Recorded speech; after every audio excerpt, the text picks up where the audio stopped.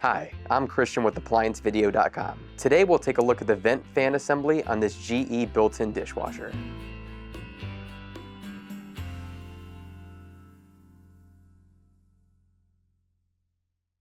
Stop. Before beginning any repair, always be sure to disconnect the power to the appliance. It is also recommended to test the outlet for proper voltage. Remember to also turn off the water. A faulty vent fan assembly on this GE dishwasher will cause poor drying.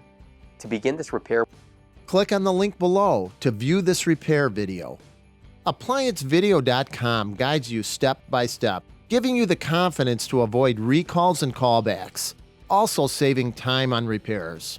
Whether you're up against an uncommon repair or the latest appliance on the market, our videos have been created with you in mind.